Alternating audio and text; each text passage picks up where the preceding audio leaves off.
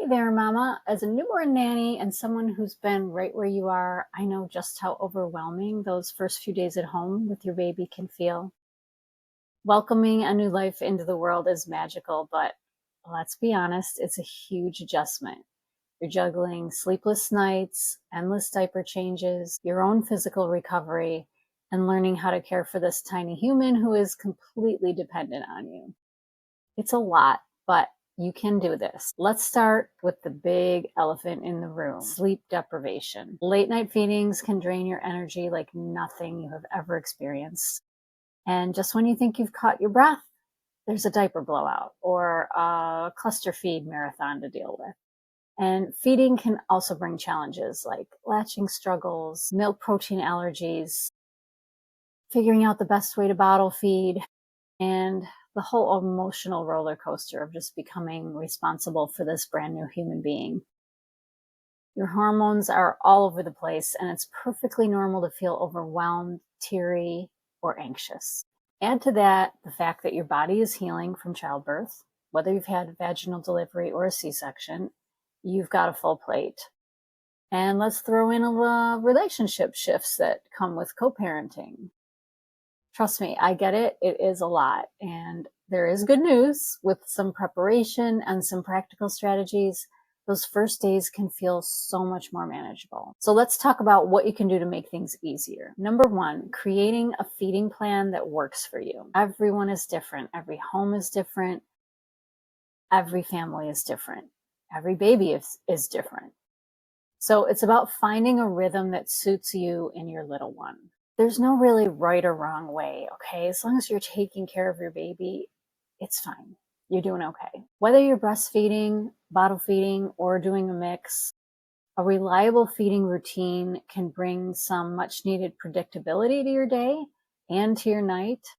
So my biggest tip here is do not look at the clock. Instead, tune into your baby's cues. Feed on demand. As long as your baby seems satisfied and has 6 to 8 good feeds per 24 hours and they're gaining weight, you're doing fine. Now, I want to talk about an experience I had with a mom. I only spent one night with her. She was gifted a night with me with a newborn nanny. And that's primarily what I do is overnights. So she had twin babies and they were just probably 3 weeks in and just hit a wall. So she asked me to come and stay for a night, take care of the babies all night. One thing that I found when I got there, oh my gosh, this poor mama, she had been logging every move of her life for 3 weeks. So she would log when she pumped, how much she pumped, which side she pumped, what the date and the time was for the pump. She had this like huge list with all these notes and notes and notes and notes. And she wasn't pumping to like stash or go back to work. She just thought that this is she was pumping and feeding with a bottle. So she wasn't breastfeeding. She was exclusively pumping. And then she logged every single diaper at what time. And I mean, the logging was just like crazy. And I had to say to her, have you looked at this? Like, I tried to point out, like, look at all these pages since the babies were born. Have you looked at it? She hasn't looked at it because she doesn't need to look at it. Like, we just need to take things one day at a time. And you don't need all that logging. You really don't. The apps are great. They're nice for because when you go to the pediatrician, they're going to say, how many times are they eating a day? And you're going to be like, what? So it is good to have an idea, like just, click on the app, like, yeah, fed them at 4, fed them at 7, fed them at 9. But all this logging and then all the labeling of the milk in the fridge and in the freezer on top of the list. This poor woman was killing herself with this. And I was like, just as a suggestion, think about it. But I said, just don't do it for a whole day. Just don't. And see what a relief that's going to be for you. Because you really don't need to do it. You're not going backwards. You're going forwards. Every day is a new day with those babies. And so I hope that helped her out. But I just wanted to share that little experience. So I'm going to go on to tip number 2, which is like setting up your space. So your home doesn't have to be perfect. It just has to feel peaceful. So you want to have a setting where you've got some dim lights. I always recommend no LED lights. Get yourself some amber or red night lights in your bedroom and in the baby's bedroom, wherever you're going to have the baby.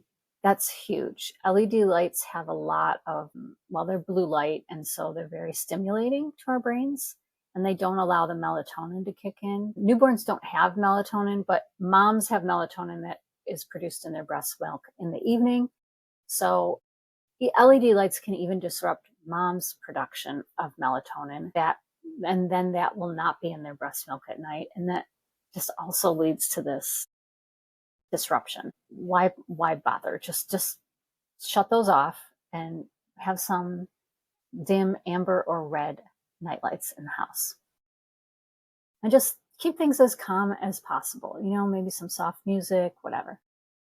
It can really help you and your baby settle into a rhythm. Like, this is a phase where you want to be just take it down a notch. You don't have to do everything. You don't have to be everything. You don't have to go everywhere. Just be home, settle in with your baby. It'll be ideal for you if you can take that time and not worry about visiting or visitors or any of that. If you're having a baby around the holidays, really, really important to think about how you're going to handle that. So having things like a diaper changing basket that you can carry around with you, depending on where you are, if you're just, in the living room or you're going in the kitchen and the baby's next to you and you have something, just so that it's super easy to change diapers. A feeding basket as well, if you burp cloths and nipple shields, nipple cream, tissues, all that kind of thing. A little feeding basket, again, is great. I also like the little carts that they have with the wheels. So you can have a changing station on top and you're feeding stuff in the middle and you just wheel that around. It's really ideal. Make it as easy as you can on yourself.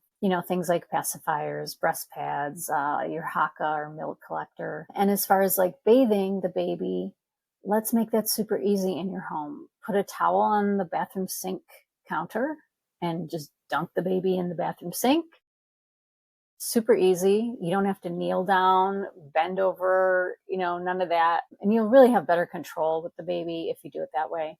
Just put them in the towel on the sink, on the counter, the vanity, and wrap them up. Super easy. Number 3, don't be afraid to ask for help. Now, there's a caveat here, because if you're asking for help, you're going to get help. And you might be getting unsolicited advice that you're not really asking for.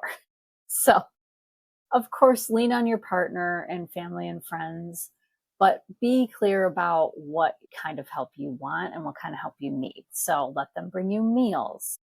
Ask them to tidy up, laundry. Of course, they're going to want to hold the baby. So take advantage of that when you want to go take a shower or a bath or just a nap, So asking for help is okay, but just really make sure you know what kind of help you want. I personally wanted to hold my baby. I didn't want anyone, that's what I wanted to do. I just wanted to be alone with my baby, but I wanted the laundry to be done. And I really wanted the floors to be clean. That was my thing. I like clean floors. So if someone could come over and clean wash the floors and vacuum the rugs, that was a huge relief for me. Also consider something like daytime help with a postpartum doula, overnight help, which is what I do as a newborn nanny, an overnight newborn care specialist. So I help moms get a lot more sleep. Even if they're exclusively breastfeeding, I'll have the baby in a separate room with me. And when the baby needs to feed, I take the baby into mom's room, leave her for 20 minutes, come back and get her. Mom goes right back to sleep. She's only been up for 20 minutes. And then I can burp the baby, change them, wrap them back up, settle them back down, hold them for a while if they need it. A lot of times they need to be held upright for 15, 20 minutes before they can be laid down, just to get the air out and make sure they're well burped and settled. And that's all extra stuff that mom, she should be sleeping. So if you can get yourself a night nanny overnight, that's awesome. Of course, partners, dads can do that too. But when they go back to work, pretty quickly, You're going to need that for a good 2 months. So consider that.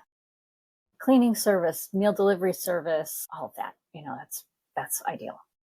Whatever you can do to make it easier in your household so that your household is still running smoothly. I am also increasingly getting calls for virtual support. Sometimes it just helps tremendously to have an expert in your pocket for the little things, stuff that you don't need to call the pediatrician about, but you need reassurance on. So I get questions like, baby just fed for 30 minutes and they're still rooting around. Like, is she still hungry? Should I put her down? She's spitting up a lot. Is that normal? How much spit up is normal? How much isn't normal?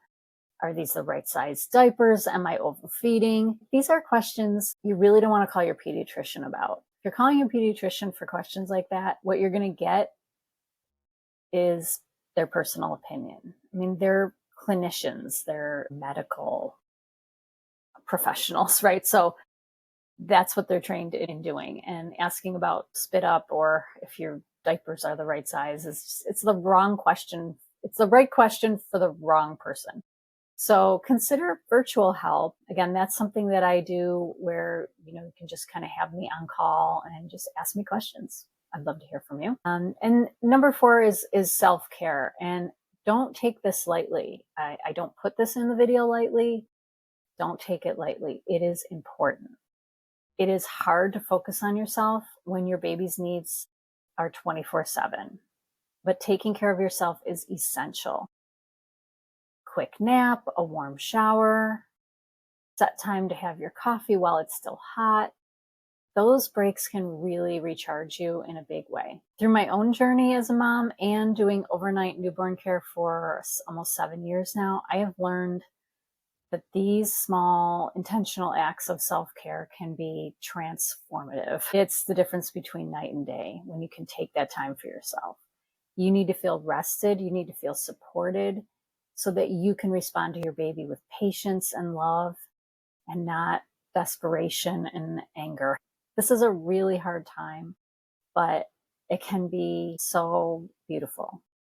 You just need to prepare. If you drop me a comment and ask me for more information, I'd love to send you my postpartum workshop book. It's a short booklet that just kind of goes through a lot of the things that you want to prepare yourself for. And I'd love to send that to you. So the big picture is that the early days can feel like a real whirlwind, but they're also an opportunity to slow down, soak up those precious moments with your baby. And it is challenging, but you are stronger than you think and more capable than you realize. When you start to find your groove, you'll see these days are not just about surviving, but they're about bonding and growing and thriving as a new family. And after all, isn't that why you had this baby, is to grow as a new family? So listen, you don't have to do it alone. There's no shame in reaching out for support.